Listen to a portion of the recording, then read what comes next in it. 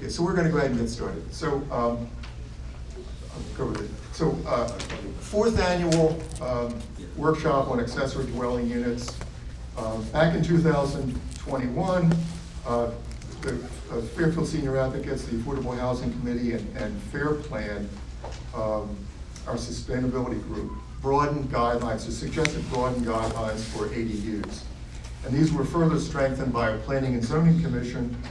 Our planning director, Emmeline Harrigan, will discuss these regulations and their success so far. Just a few housekeeping matters before we get going. There's several handouts that are available tonight. One is on town ADU requirements. It's a brochure. There are two from the AARP that look like this. And there's also one on our Housing Trust Fund. And if you want more information on ADUs, you can go to the AARP website. There's a lot there. Following the panel discussion, our experts will address questions. Panelists will also be available afterwards for one-on-one consultation at the end of the session. So please hold your questions if you can until the presenters finish their remarks. And please use the microphone, and there are microphones available. Really important, enables everybody to hear and makes the recording that we're doing work. We are recording the session tonight, so FairTV, so your family and friends can view it, as well as the slides used by our presenters. So look for this on the Affordable Housing Committee's webpage. I'd like to introduce a few individuals that have been instrumental in tonight's production. Mark Barnhart, our Community and Economic Development Director, sitting in the back, who is provides guidance to the Affordable Housing Committee as our ongoing eyes and ears. Also, members of the committee with us, Steve Grathwohl, Deb Karskoff, and key contributor Tom Phillips. I'd like to mention at this point a lady who was extremely helpful in terms of developing these guidelines and sadly passed away in 2022, Carrie Mackover as well. She was a great colleague. Emmeline will be our lead speaker, and our panel will include builder Oscar Leal, ADU owner Brian Fitzgerald, and realtor Denise Walsh, who's making her third appearance at these workshops. We're really delighted to have all of them with us. Before they begin, just a word about our Affordable Housing Committee. So eligibility for affordable housing is not limited to those on the economic margins. In fact, per state regulations, a family of four earning almost $120,000 in Fairfield is eligible. And beyond affordable housing, the committee's mission it's actually broader. It's to provide a full range of housing options for households of all incomes and ages. So seniors, singles, millennials, families, everyone.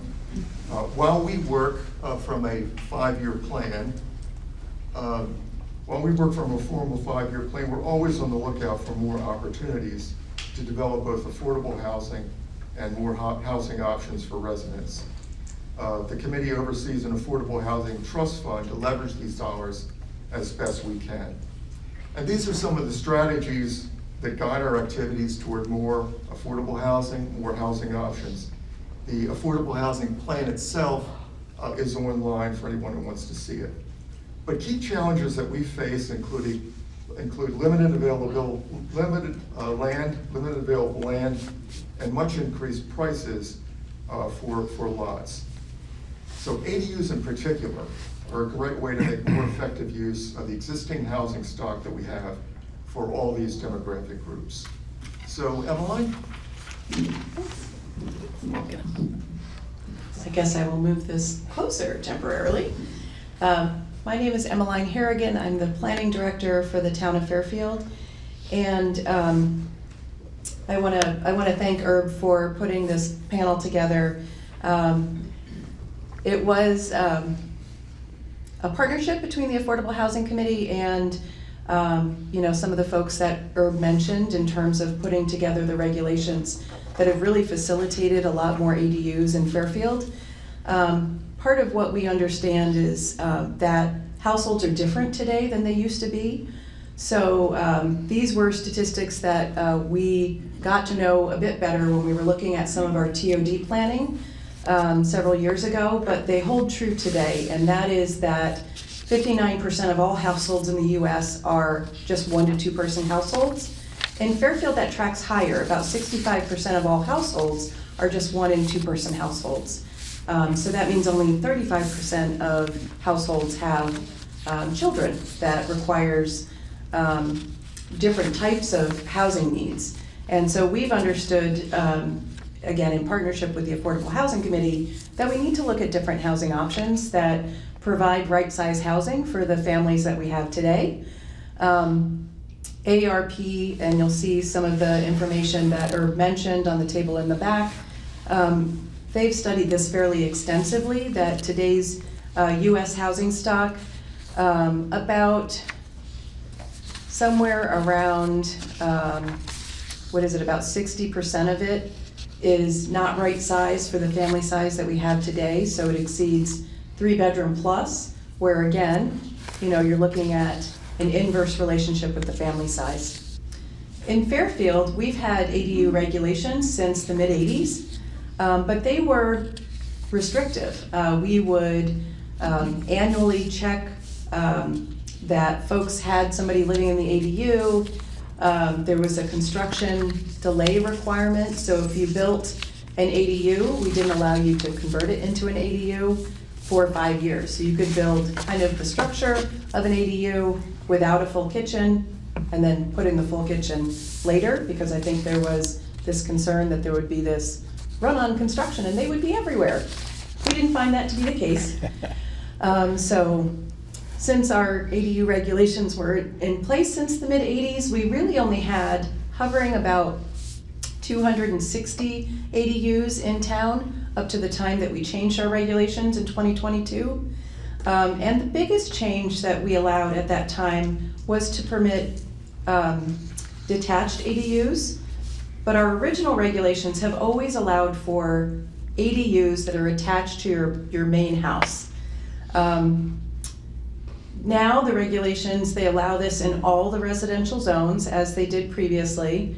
They're also allowed in multifamily housing zones. For those of you who don't know, we have an as of right single family or duplex zone. If you've not built that out to a duplex, you can have an ADU in conjunction with that single family structure. We do have a size limitation. ADUs are intended to be an accessory to the main single family home. So the size is limited to not more than 40% the size of the main house, or capped out at 1,500 square feet. And the owner must reside in either the ADU or in the main single family home. We do, for safety reasons, given the narrowness of the road and some of the roads that are represented by our beach district, ADUs are not permitted in those beach district zones, which tend to be our highest hazard flood zone areas. For detached ADUs, which were some of our newest zoning regulation changes in 2022, these are presently allowed in the larger lot zones. So AAA, which is 2 acres, AA, which is 1 acre, and R3, which is 20,000 square foot lot. Sorry. And same thing, these can only be 40% the size of the main house, not to exceed 1,500 square feet, and the owner must live in one or the other. The lot size must also meet the minimum size requirements. And only 1 ADU is allowed, so you can't have both one attached to the house and one detached in a detached structure, such as the garage ADU shown here. Since that regulation was adopted in 2022, where we used to average about 5 to 6 ADUs a year, since 2022 we've permitted about 37 ADUs. So it really has increased the number that we've had.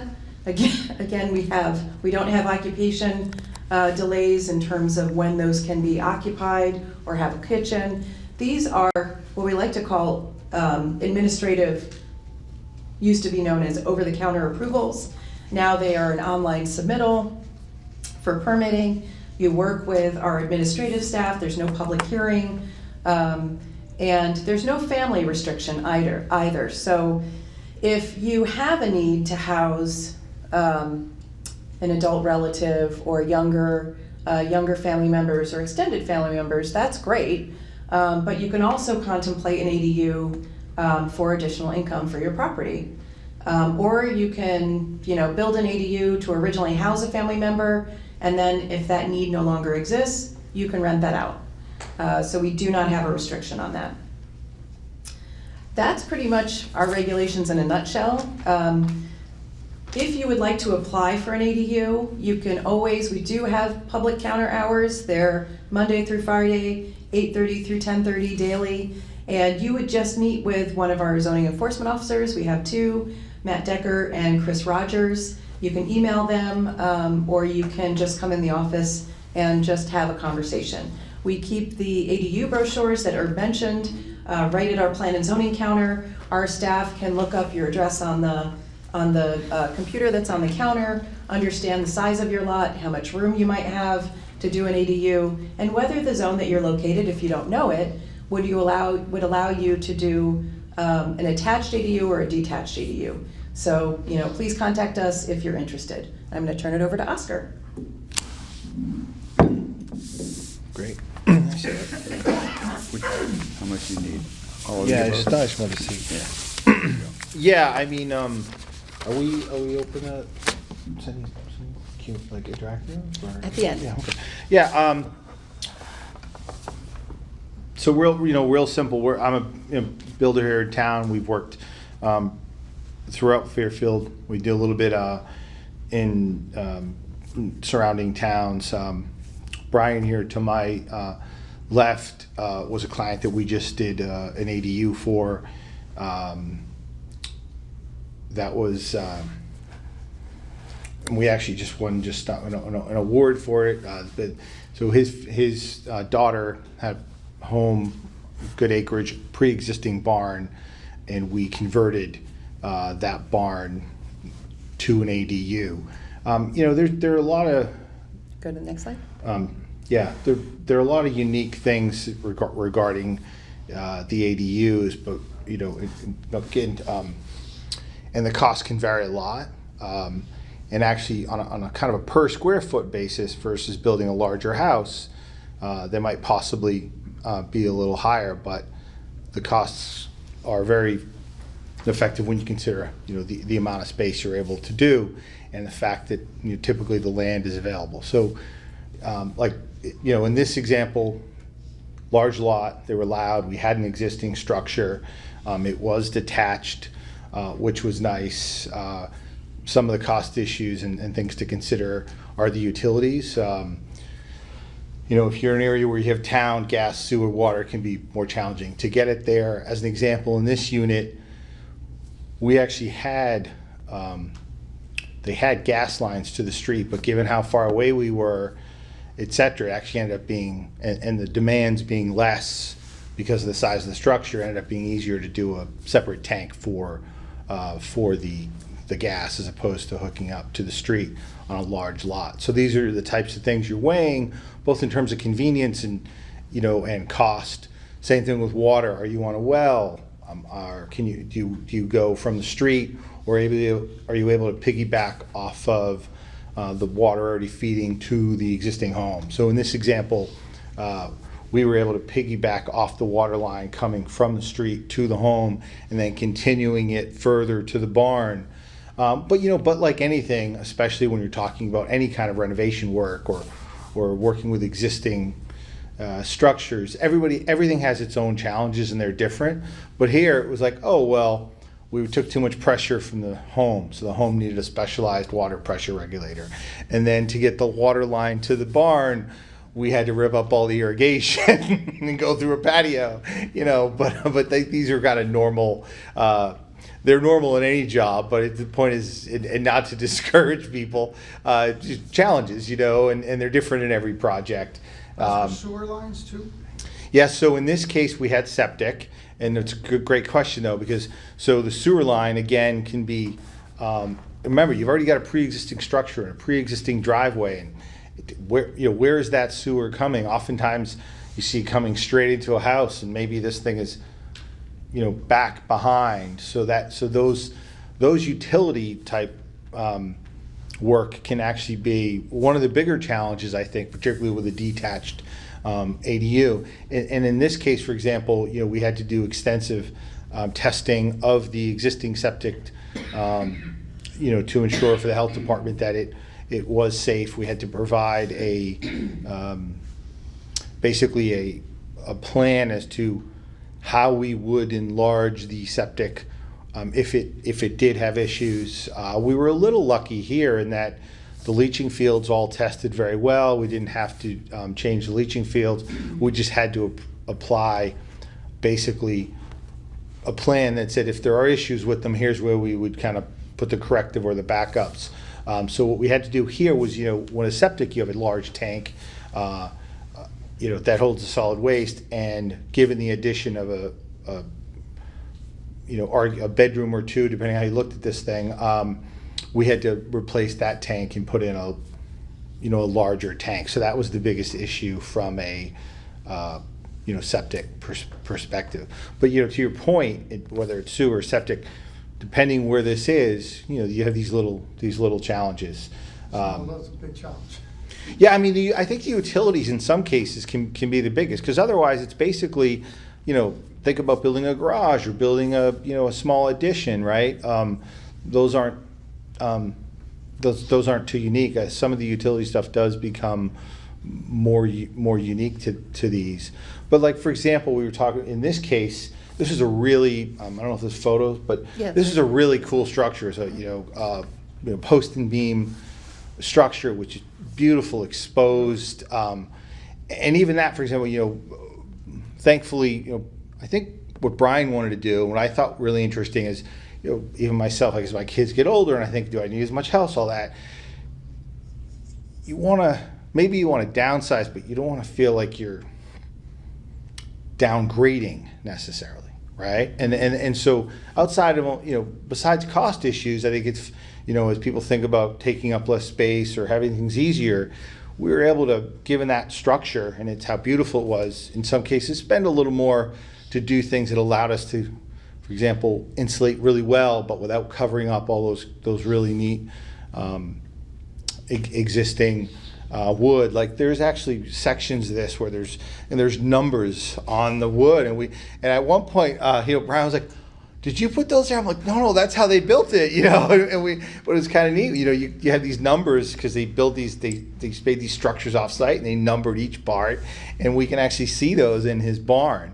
And so the thing that was really exciting about this, and I think one of the many ways, even though it is affordable versus certainly, your original home or his prior home, I think the issue here was a place that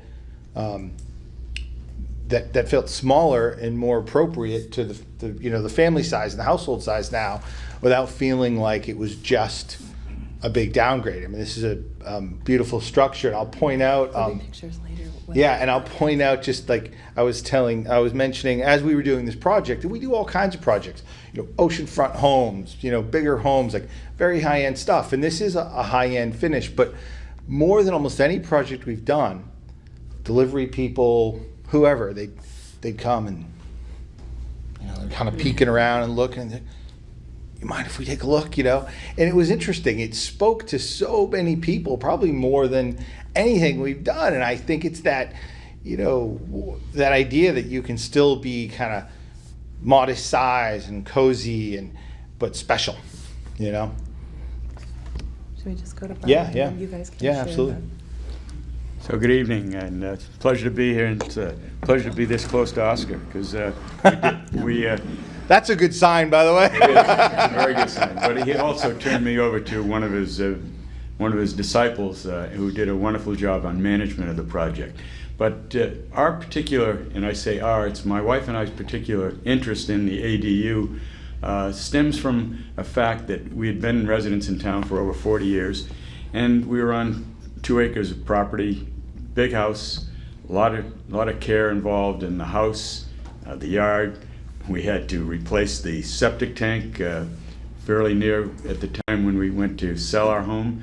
And you look around and say, okay, maybe there's a roof, maybe there's this, maybe there's that. it's time to downsize. And where do you downsize to?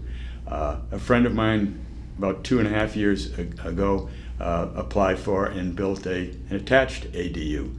And I was able to tour that and speak with his builder, and I said, this is pretty neat. And he had his reasons why, and we had our reasons why.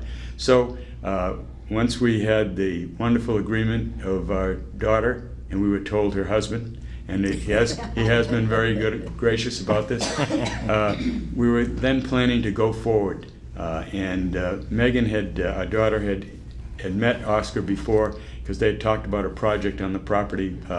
Had not gone forward, but she was very impressed with Oscar and his presentation to them. She said, I think this is the guy you want to go with. Met him, we hit it off tremendously, my wife and I, and went forward with the project. Now the other why. We wanted to downsize, yes, but 4 years ago my wife had a stroke. So now we were kind of forced into a little bit of a box as to, all right, how do we manage life going forward? She's recovered very, very well, but not 100%. She is able to negotiate stairs, but better off if we don't. So this allows us to be on one floor, one level, 2 very small, well-adapted steps to get in. We have grab bars to assist if she needs them, and then even things such as the shower with a no entry step over, just all level. If need be, you can put a wheelchair through there. We do not need that. So the idea was that we would be on a one-level property. We would be near our daughter. We have another daughter in town, so there's 7 grandchildren.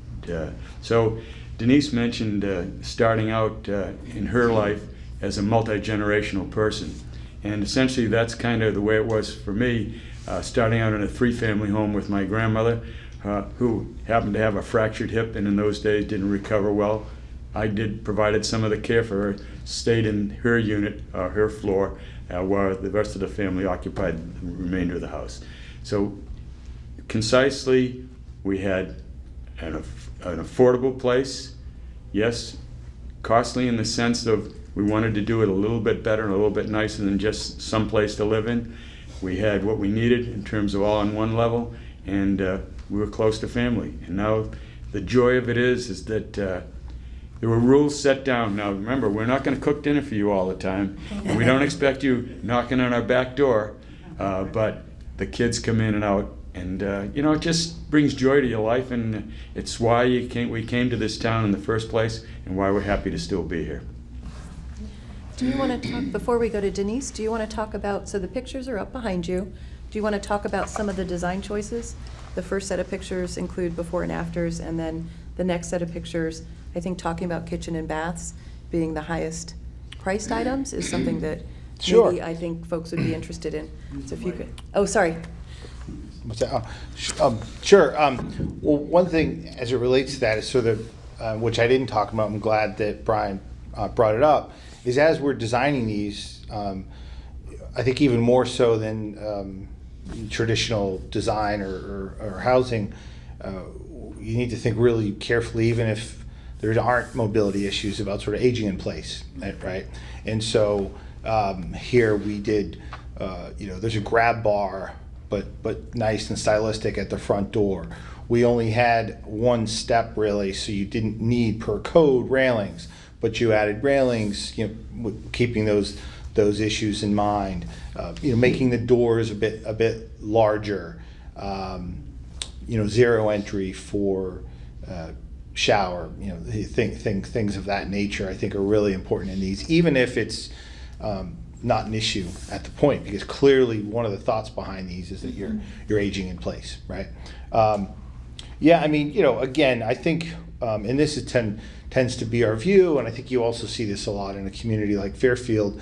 No matter what you're doing here or what you're building, buying, you're still spending money, and none of it's cheap. And with a little bit of maybe a little extra, a little thought, it really, I think, adds a lot of value. And I think this could be spoken to further later in terms of nicer finishes or for things like the bath and the kitchen.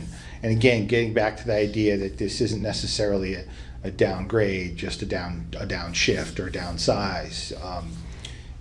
And you know, if you looking back here, you see a few things. You know, as we spoke to Brian and his wife Maria, they had some furniture they wanted to keep in the living room and said, hey, can we place it down? And they said, hey, we have these nice built-ins at our current home. Here's pictures of them. Can we, that seems like something we'd like to keep. So you can see we have the, you know, the fireplace with a little stone surround and the built-ins. Some of that was kind of mirroring some things that they really didn't want to lose from their, you know, from their existing, their prior home.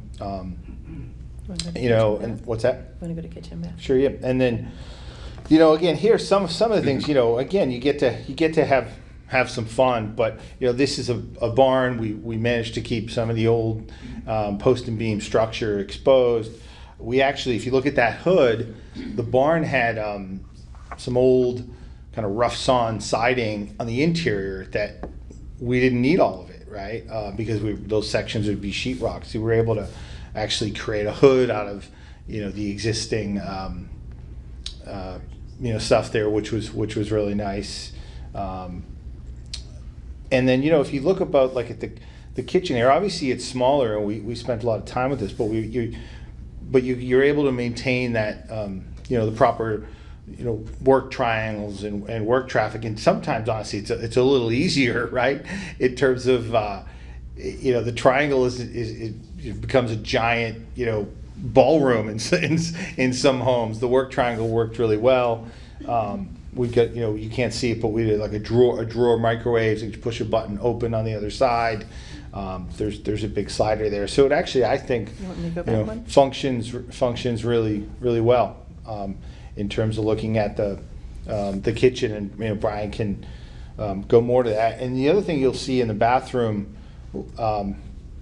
was we actually purposely designed a bench in the shower and a handheld next to that. And so that, again, getting back to mobility issues, you could sit, the bench, I think, you know, it looks like it doesn't have to look like a hospital, right? It's a very stylized, we used stylized bars that kind of match the handles of the, you know, the glass shower, but you get this bench that serves a real purpose. And like little things, there's a separate control for the handheld, and the handheld's next to the bench rather than up where you're standing.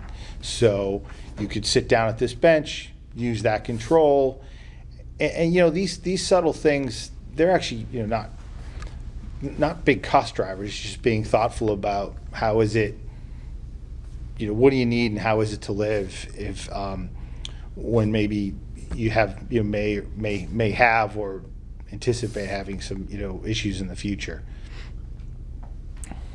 Brian, do you want to add anything else?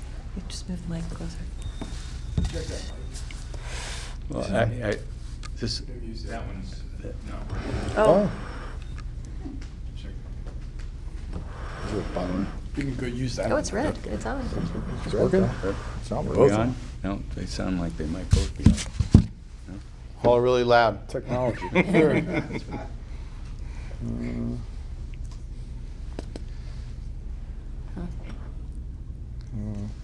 It's always the Yes. tech that gets you, you know? No kidding. Oh, this one's working. That gets worse as I get older, too. So to address the needs there in the shower, yes, in our previous home, it was an existing condition, and you can't really build in that type of a nice-looking seat to cosmetically to make it function. So we've been using a portable shower chair. So you don't want to live with that if you don't have to. And working with people who have expertise in accessibility issues in town, combine that with Oscar. We just brought our needs, the accessibility people at Collins Pharmacy. That's who did the installation and everything for us. And Oscar's design and his management, it worked out beautifully. And it's a very comfortable situation. And truly, anyone who comes in, and I have a brother who's very critical. Pretty much. We all have one of those siblings. Pretty much everything I do and anyone else does. He stayed with us last night, and he couldn't get over it. He said, "This is just the perfect place for you guys. You've done it all right." So there it is. And before we move on to Denise, I just wanted to point out, and Oscar can confirm this, but this is just under 900 square feet. So it's, it's a very manageable size. In this district, you're allowed to do, up to 1,500 square feet. These property owners, they could have done closer to 1,350 in terms of the square footage. But this is a great size for you, right, Brian? Excellent. Okay. Working very well. We've That's right. we've done a lot of our work in the beach area here. We are always kind of a little constrained in terms of footprints and all that. And I think particularly as you do these, you want to spend time thinking about how you use the space. I mean, you say, I think it's 989 square feet or something, but in that we have kitchen, a primary, good sized primary bedroom, a small room that's kind of an office or an extra bedroom, a little entry area with a closet, the main living. So you actually have, it lives large, I think, I think in fact when I first said the square footage numbers to Brian, he's like, really? And they were worried, I think, a little, like, is that enough square footage? And when you walk through it, you don't think that. And the point there is just if you think really thoughtfully about flows and how you use the space, you don't need a ton, and it can feel larger. We were also lucky here in that there's some higher ceilings and some vaults which add volume without. Second floor? So the structure has a second floor, but we did not use that for the living space. There's a mechanical room up there, and also Brian's daughter wanted to keep some of that barn usable both as storage and have some of that second floor space available. So we were basically using kind of it's a pretty good sized barn, a sort of a piece of it, but there's still good storage. There's a room up there where I think they were going to put the, not a finished room, but they were going to put the I don't know if they did, the air hockey table was, I think the kids wanted the air hockey table in the unfinished part of the second floor barn. Okay. We're gonna hold other questions. We'll hold other questions till the end, but we're gonna move on to Denise Walsh. Thank you.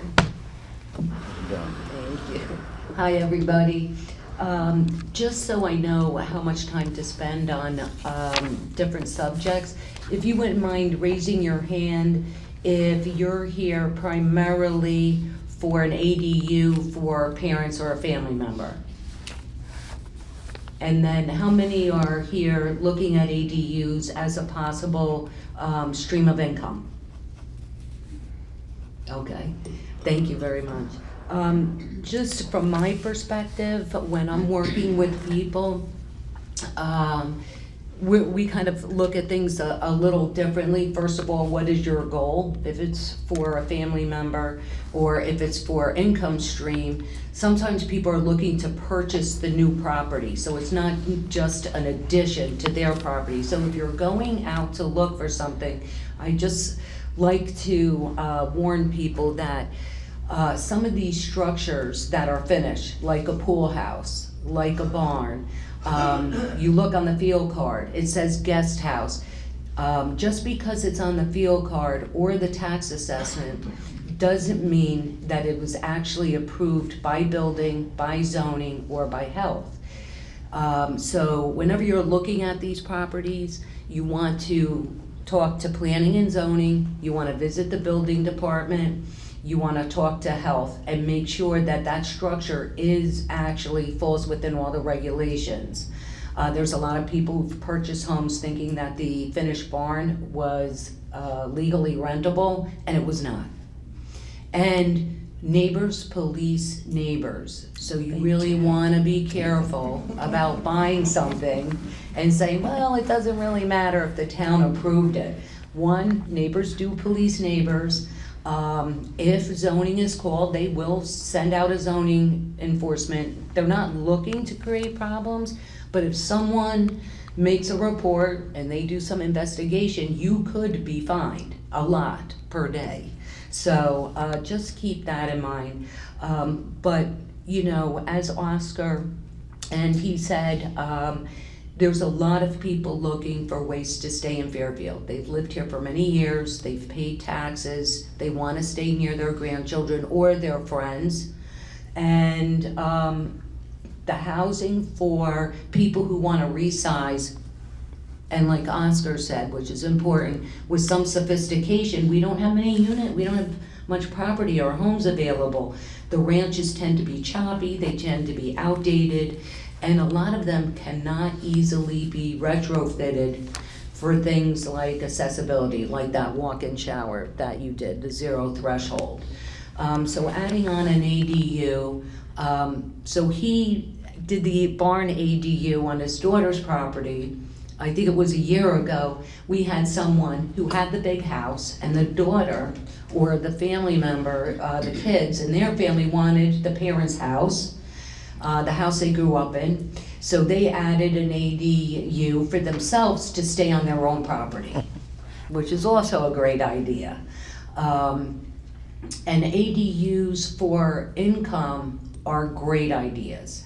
There's so many people out there looking for affordable housing. They work in Fairfield, they can't afford to rent, and this is a great way to add an income stream for yourself, pay down the construction over time, or pay your taxes, and then offer somebody a chance to live affordably in Fairfield. The other thing I just wanted to mention is when you are considering your property or purchasing one, you want to remember that the lot has to be conforming first, otherwise you'd have to go for a possible variance. That the structure meets a primary setback, as opposed to if you have a garage and you're using it as a garage, it has a smaller setback. If you're going to have an ADU, it has to meet a primary setback, which is typically much larger. And then when you're going to rent, there's something called a certificate of rental occupancy. And when I started in real estate very long ago, no one really paid attention to that. I hate to say it. A lot of us didn't even know about it. But it is very important if you're going to have an ADU and you're going to rent it out, that you call the health department, you get it inspected, and you get your certificate of rental occupancy. If you don't and you have a problem tenant, it will come back and there could be a big backlash on that for you not having that certificate. And it's easy to get, and the health department is really easy to work with. The other thing is, so you have to meet your zoning codes, your building codes, your health codes. And then just a moment on unrelated people. So when you go to rent, if you're gonna stay in the house, and you're gonna have the ADU, you just have to remember there's always a maximum of 5. No, for actually, that's a little bit different. For Okay. ADU, you're limited to no more than 2 occupants. In the ADU. In the ADU. But in the total property. In the total property, if you chose to live in the ADU, that's preferable to you at that time, and you want to rent the house, it depends on where you're located. Most residential zones in Fairfield allow you to rent to a family, and that family is unrestricted in terms of the number of family members, if it's truly a related intergenerational household. But let's be real, we're in Fairfield University's bookstore. If you rent to college students, you cannot exceed 5 non-related people living together as a family unit. If you're in the Beach District, that goes down to 4.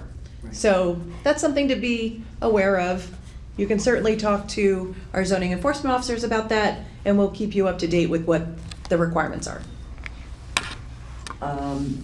And I think the other thing I was going to mention is that I have a client and I just rented her barn, which is now ADU approved. And so she kept her property, she's lived there for decades, she rents out the barn, and that help pays her expenses because she's in her 80s now, well, close to. And I mean, her dream would be to rent out the house or sell the house with the right to rent the ADU for herself. So it allows her to stay on her property and either get an income stream from the main house or sell the house with the provision that she can rent for a year or two in the ADU. So there's a lot of different ways you could do this. You can also, if you're looking for an income stream, you can also do a basement ADU as long as it's accessible. It has a separate private entry and you meet the other codes. Sometimes that's less expensive for people to finish than doing an addition. But when you go to sell, that addition is gonna be more valuable, or that separate ADU is gonna be more valuable. You'll get a bigger ROI on that than you will just a finished basement. Do you mind if I add just one thing? So the one thing that I didn't mention is what makes something an ADU is a fully functional separate second kitchen. So oftentimes when we have the conversation with people, we'll talk through, what are your needs? What are you really trying to do? I think Brian joked about the fact that we're not here to make dinner for you, right?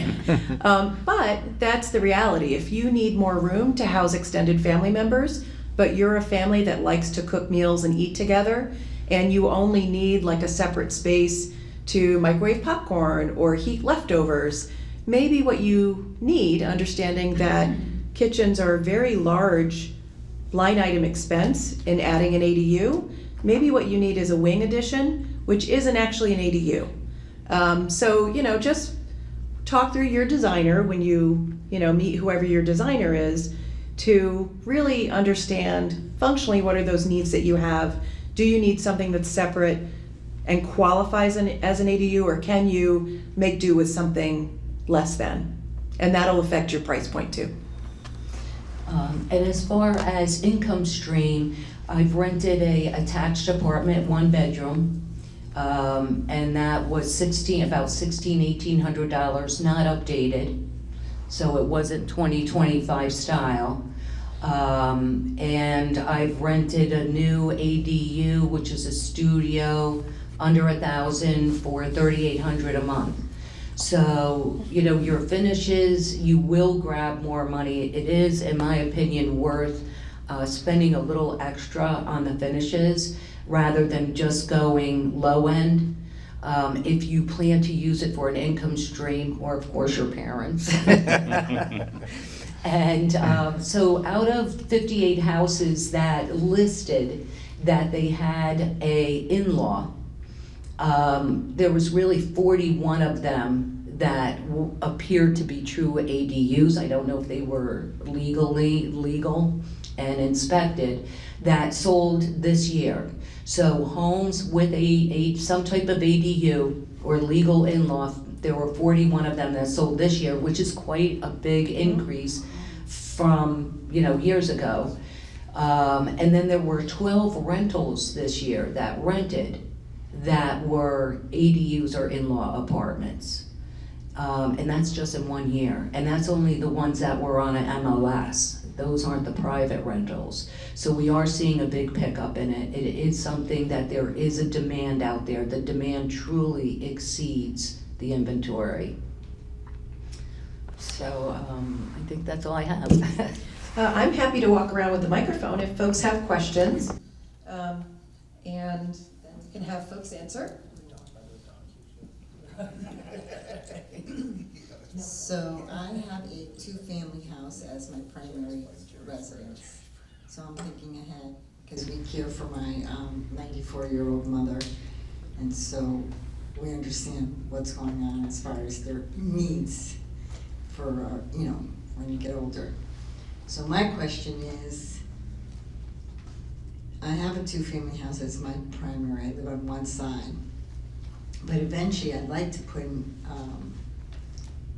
what is it called, ADU, on the property so that I can rent both sides and have my rental income. Is that possible? Because you're only talking about single-family houses. Yeah. Now I have a 2-family house that is my primary residence. So right now, our zoning regulations, if you've already got a 2-family structure, you're not entitled to a separate ADU. So what I would say is, if you need it for income, unfortunately, that's not something that right now our zoning regulations are going to allow you to add on to your structure. It's a townhouse. So it's a townhouse, so you own one side of the townhouse, or you own both sides? It's a two-family, I own both sides. Oh, you own both sides? But it's a townhouse. I already have problems with my knees. Yeah. So I'm just thinking for the future, I need a ranch. Yeah. So I need a little ADU. Well, so, again, unfortunately for, here in the town of Fairfield, the way that we envisioned it was our multifamily zones are for multifamily uses. Our single-family zones, this was to accommodate other uses on single-family properties.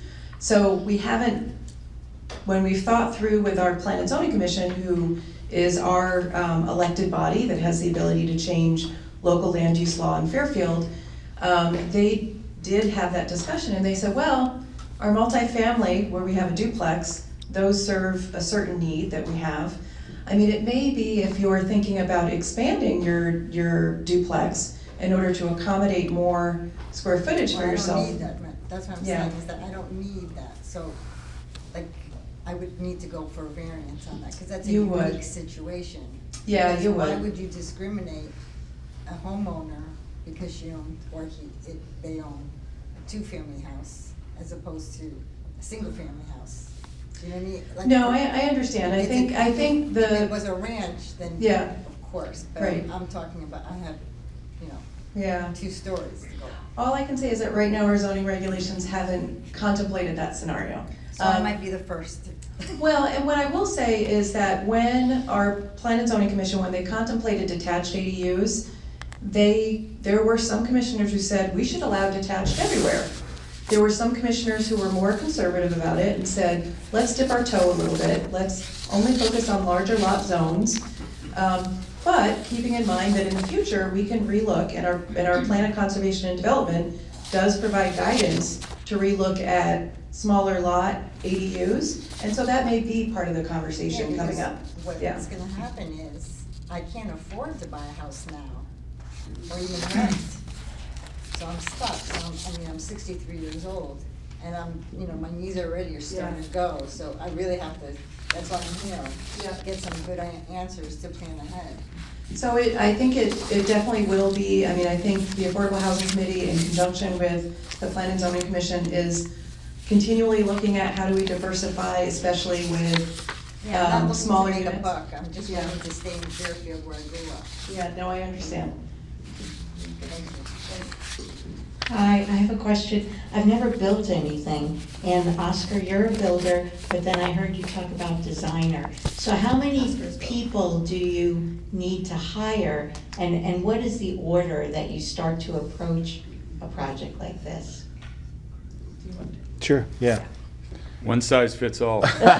Well, that's a great question. I mean, there's a couple ways to go about it. You could hire an architect or an architectural designer to do the design, and then bid it out to some builders. I think historically that was sort of how it worked. What you've seen over the past probably decade is a move to what we call design build firms, which is what I am. So, obviously I think the design build firm has some advantages, but they both work, and architect then the builder has been around for a long time. One of the reasons, we like the design build approach and chose to do that with our business. There are a couple of examples. I think working with a builder, even a good one, it's difficult, right? The analogy I like to make is it's sort of a shotgun wedding. It's like, I don't know you, and then 4 weeks later, we do we're like, in regular contact and, doing everything together. That's hard, that's difficult. And so when you get to the design build, what's nice is you're working with the firm and, the individual beforehand in the design phase. And what we do, and I think many design build firms do, is say, hey, we're gonna charge you for the design, we're gonna give you a really good estimate, which is difficult for an architect to do, and then if you move forward, we'll credit back a portion or something. So, if you decide I'm too annoying, you still have a design that you could use, with someone else, or maybe I decide, So there really are two ways to do it. The other nice thing about that, though, is that, and this is not a knock on sort of pure design firms, it's difficult to understand the impact on costs or small changes or differences when you're not in it all day. And I would say it's even more true post-COVID, the rate at which costs have changed, both material and labor, and the rate at which some material costs have been sort of volatile, right? So they're up, they're down, they're up. It's pretty much impossible to keep up with that if you're not doing that day in and day out. And sometimes a design build firm can be more aware while they're designing as to the cost. But certainly, you definitely need design, you definitely need build, whether you wrap it together or not. And then in some cases, like in Brian's case, we actually, we had thoughts and did things around, width of doors and zero access, all that. But they actually had their own specialist who helped with some of the, who specifically knew, Maria and her mobility issues, and helped us with recommendations on, where to put handholds or what kind to use. And some of that I think might have been specific to their, their very unique experience.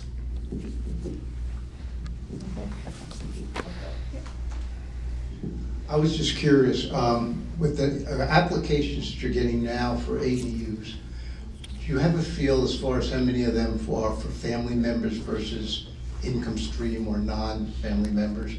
I know down the road things can change, but I'm just curious about initially, are most of the applications for family members, or are most of them for income streams, or I guess a combination of both? I'm going to kind of fact check this with Denise because she sees it on the other side, but I would say about 85% is what we see that is really to initially accommodate family concerns, extended family, whether it's again building an ADU for allowing your grown children to come back and raise grandkids in town because they're having a hard time being able to find something affordable, or whatever the scenario. I think that's initially what we see. I will say about 15% are folks who want an extra income stream on the property. Do you think that tracks about? That sounds about right. And also, there's a lot of people who looked at ADUs or something similar because they had adult children who just could not afford to buy a house or to rent.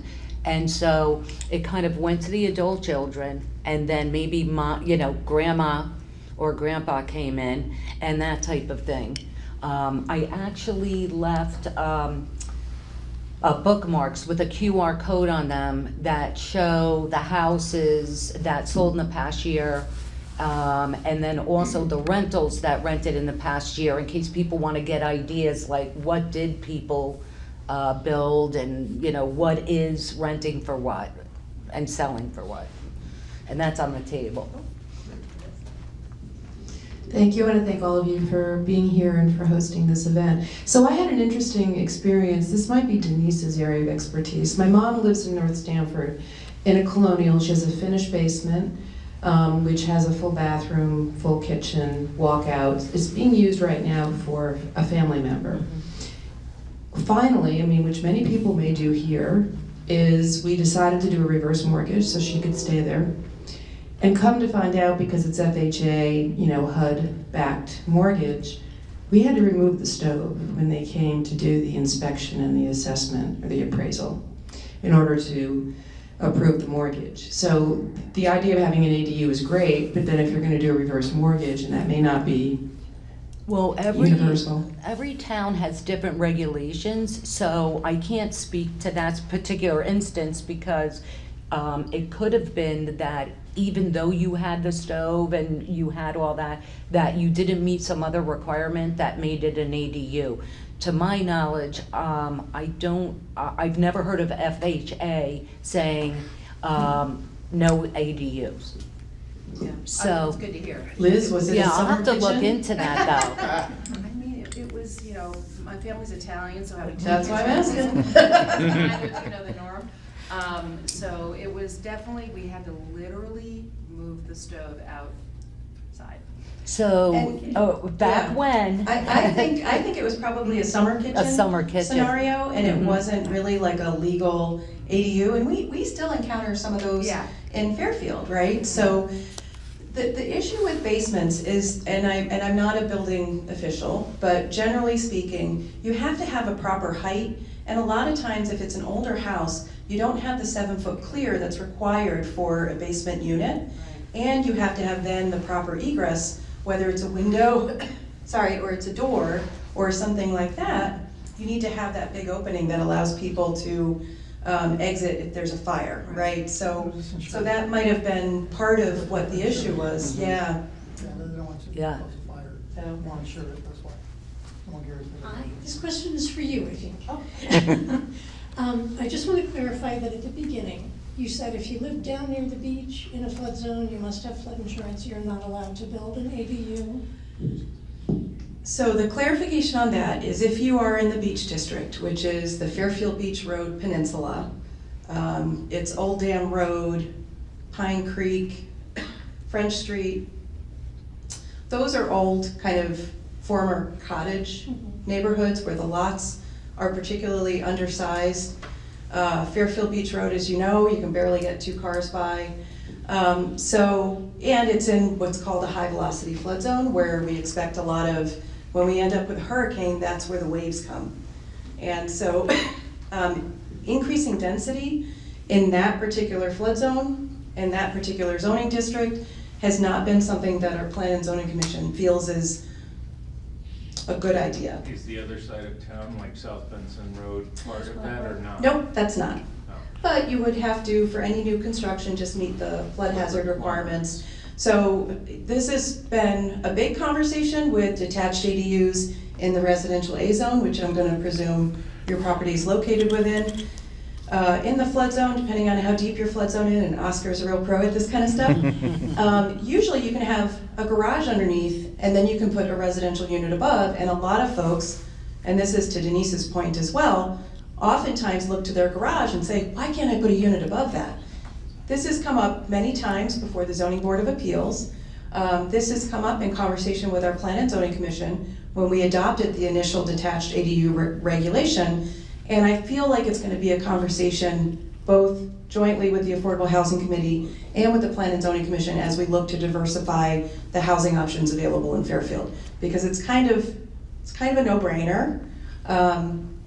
As long as that property has enough space on site to accommodate just one more parking space, which is kind of what our concern is.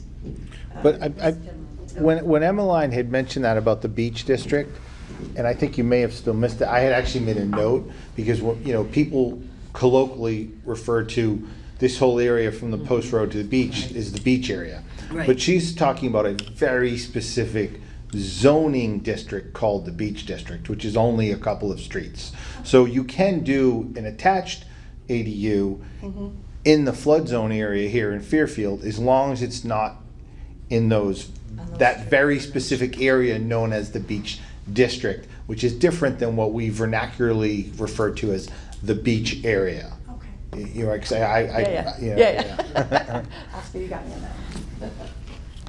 So I don't know who can answer this, but my wife and I have a house, and we were thinking of selling the house to one of our kids and building a separate ADU on the lot. I quickly read through one of these, and is there an income requirement for an ADU occupant? No. No. Okay, that's it. Good answer, right? So if I understand you correctly, you did not relax any of the zoning regulation, lot coverage, building coverage, to encourage more ADUs? Not at this time. So every single family lot in town, you have a limitation on the envelope for your structures. How much setbacks, how much area of your lot can be covered by structures. So if you're somebody who really, really has to have a 3-car garage in addition to your house, sometimes that's possible, sometimes that's not, because that's part of what zoning dictates is what you can do with your property, where you can do it, and how big it can be. And so those things don't change with an ADU, so you really do have to balance what's going on with your existing house, any of the accessory structures that you have on your property, and not only how much lot coverage you have overall for the total number of square footage of building that you have on your property, but how much floor area you have on your property relative to what you're allowed based on the residential zone that you're located in. So those things do not change with an ADU, so you have to kind of balance what that means for where you want those trade-offs. So oftentimes we'll have people, convert a garage, convert an existing structure, because they might be at that lot coverage limitation. Do the property taxes go up when you put an ADU? Just like if you remodel a kitchen, absolutely. Our tax assessor knows where to find you. Quick question either for Oscar or Brian. What's sort of the ballpark price for a bond conversion? I mean, I think that, sorry, yeah. Hold on, I'm coming.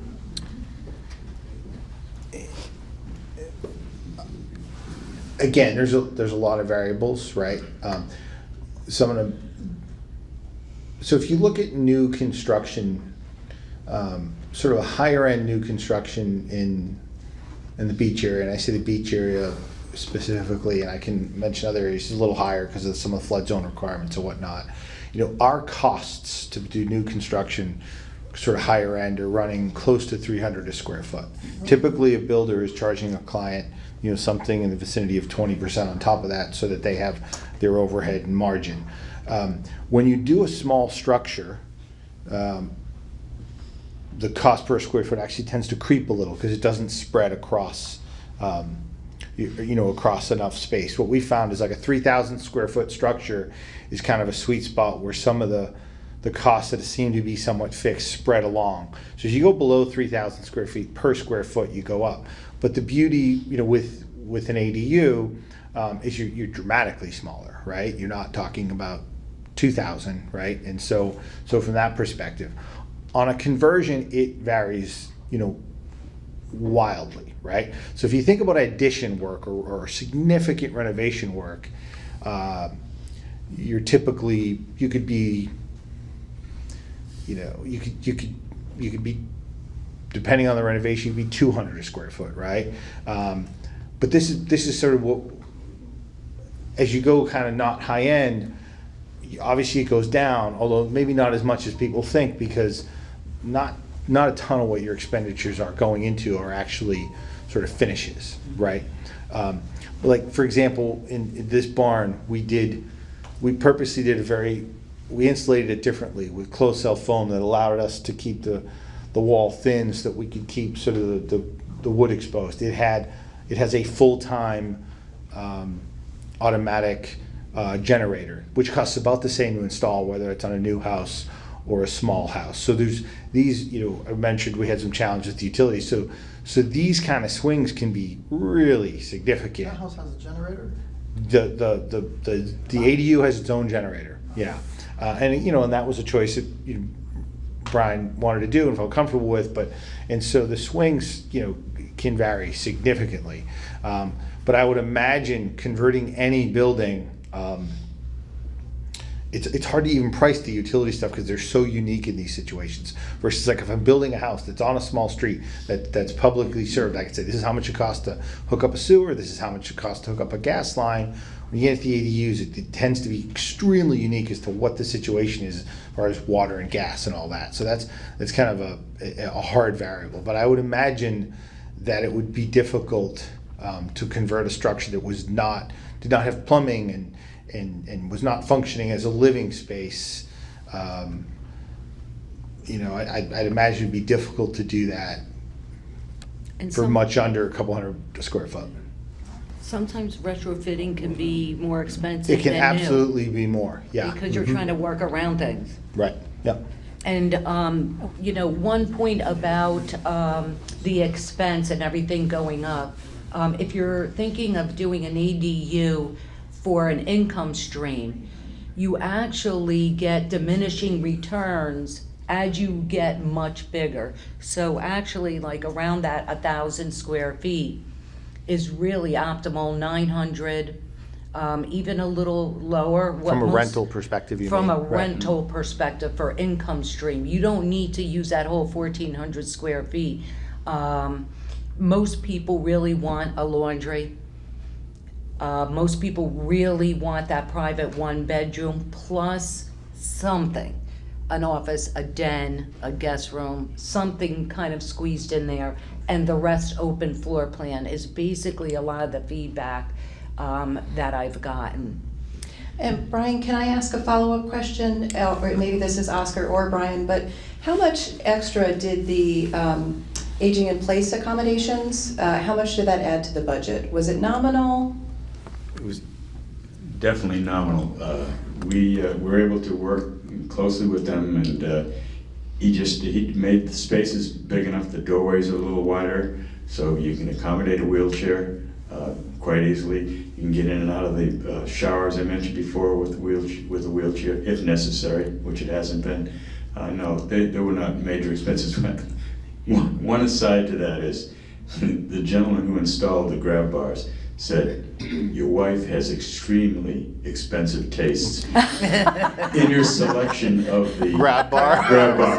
He said, "I have never installed one this expensive, but it had to match the other existing things that were on the door of the shower and on the shower head, etc." So he went ahead and did it. I would say that you're right. The good news on cost stuff is, the zero entry shower That's stuff what I was gonna that ask. adds some cost. Yes. Particularly, it's a little easier if the floor's not there, because it's actually hard. You might affect the structure to do it. We had to build a subfloor for this garage, so that was easier. But so that can add some cost even from scratch. But yeah, surprisingly, things like a little bit bigger doors. Designing a wider hallway, a few grab bars are not terribly expensive. Great. That's a good point, aging in place. Yeah.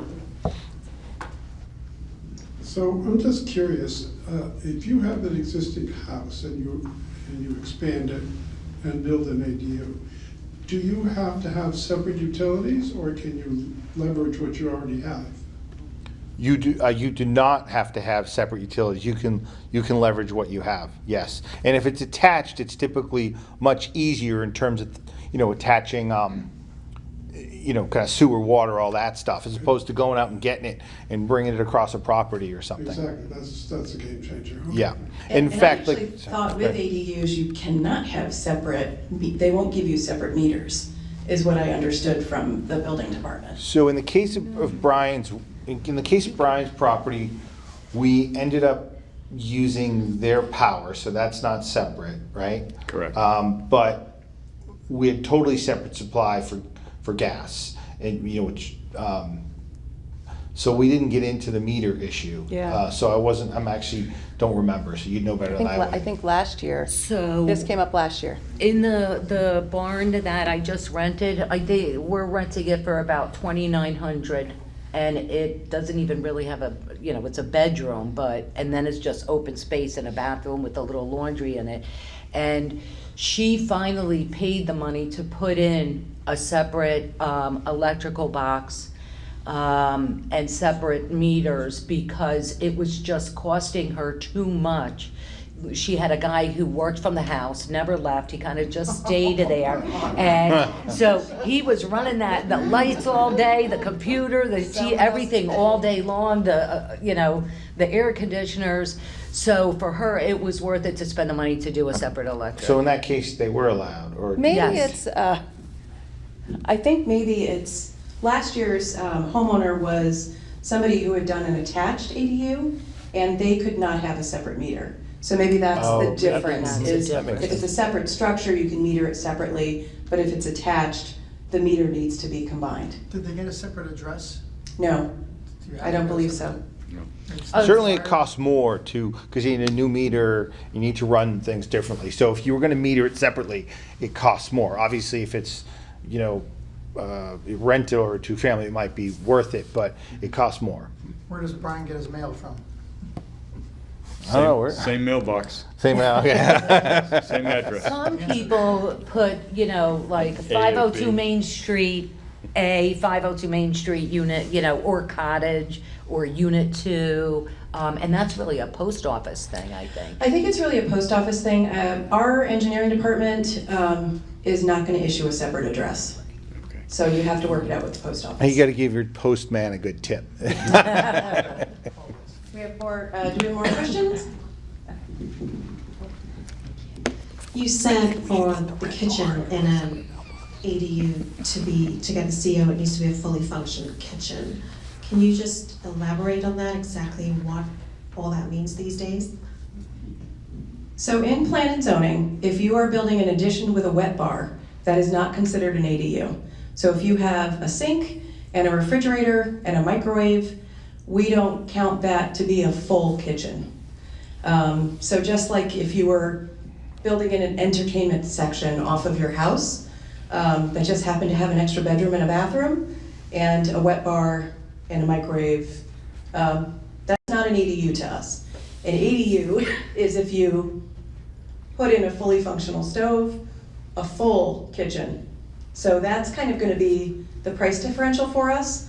But keep in mind, for your certificate of rental occupancy, you're not gonna be able to rent something as an independent living unit if you don't have plan and zoning approval, a building permit that it expressly indicates that that's not just an addition, but it's a legal ADU. You're not gonna get your certificate of rental occupancy. Right, but the stove, is it stove and oven, both? It's, Because a I lot of think places it's, just have like a hot plate. yeah, hot plate is not and- legal as a kitchen, Okay. yeah.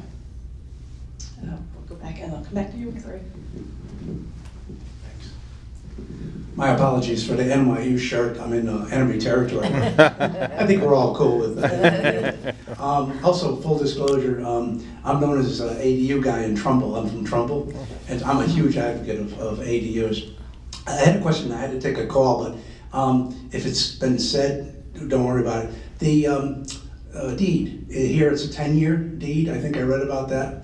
And then in Trumbull, it's like 40 years, and this is kind of a realtor question, Denise. Okay. Is that a problem, like people say, ooh, you got a 10-year deed here, and you don't have that? I thought I read something about 10 years. So you can, we used to have, it's in the state statute, but we don't do it here, and I think we used to have something in the language. Well, I'm gonna let Mark. This is only if you're a deed restricting unit as an affordable unit. In Trumbull, I believe they need to have that deed restriction in place in order for it to be a legal ADU. We don't have that requirement in Fairfield.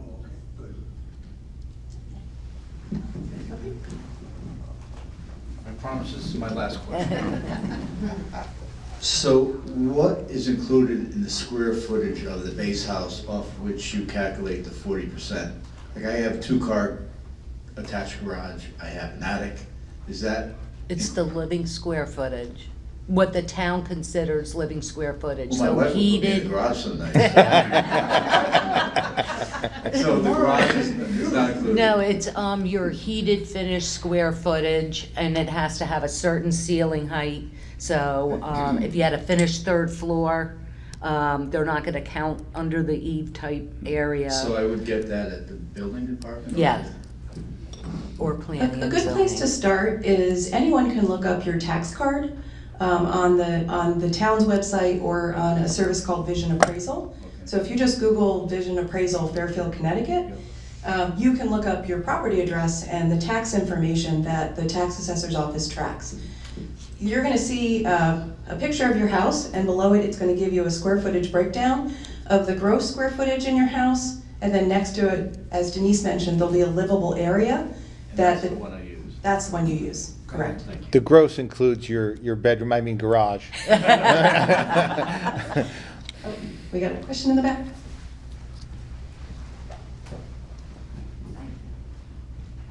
Yeah, so 2 questions, please. The first one is, if I heard right, maximum of 2 people. Okay, so a couple goes in there and they get pregnant.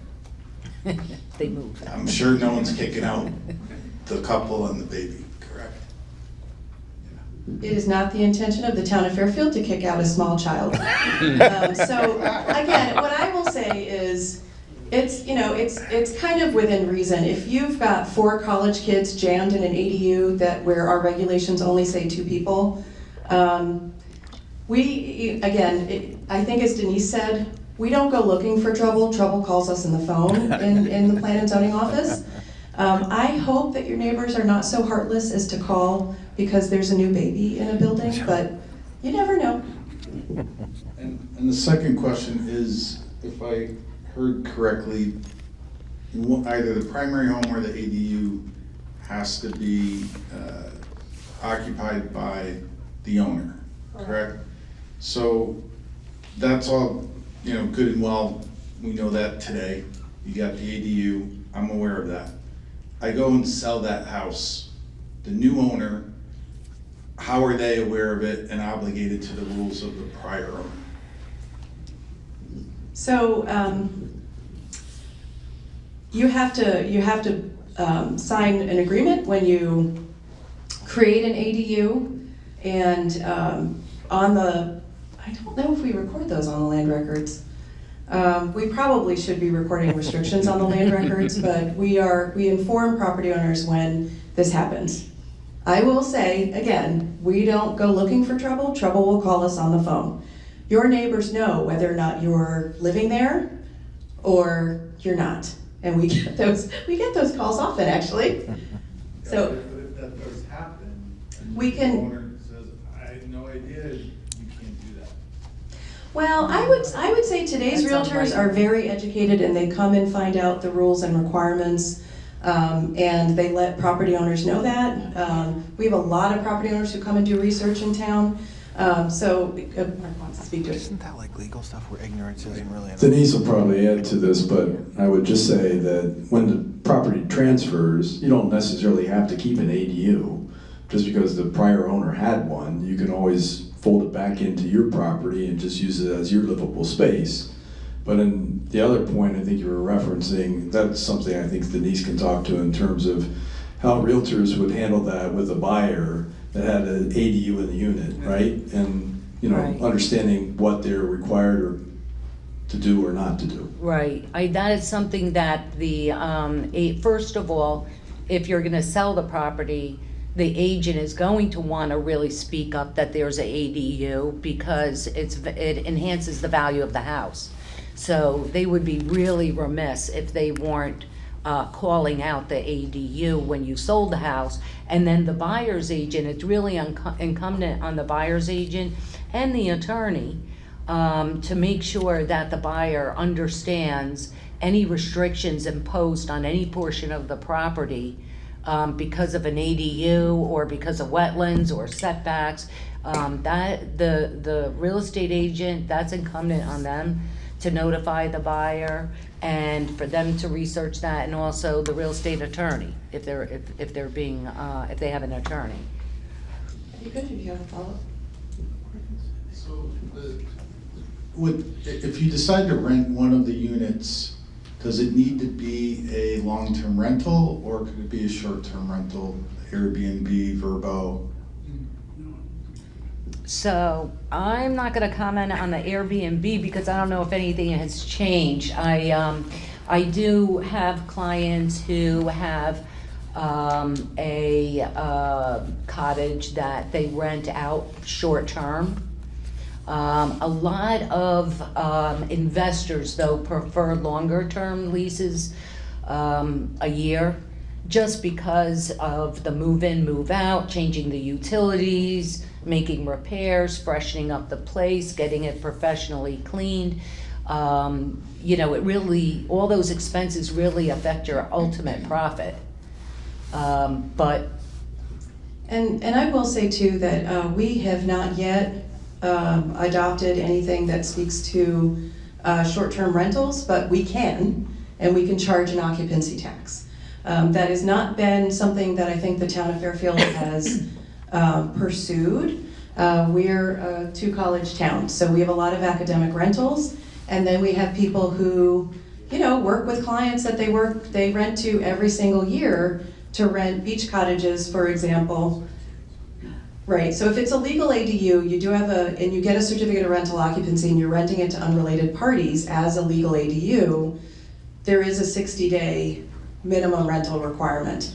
That being said, we know that there are Airbnbs that get rented in town. It's really up to the property owner to do that in a way that doesn't disrupt your neighbors, because right now, if we get a call, we have to enforce. So that's all I'll say. Do we have another question somewhere?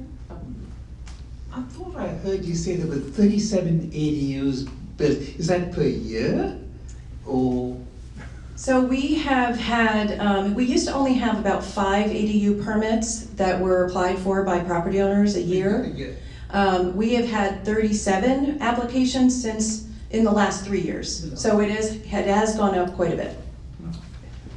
Was there one more question? Everybody good? Okay, Herb, do you want to close it out, or you want me to close it out? I think you should. I Okay. think you're doing a wonderful job. All right. So I just want to say thank you again to Herb for setting this up. This is always a pleasure for me to interact with property owners who are interested in this. I especially want to thank Oscar Leal, our design builder.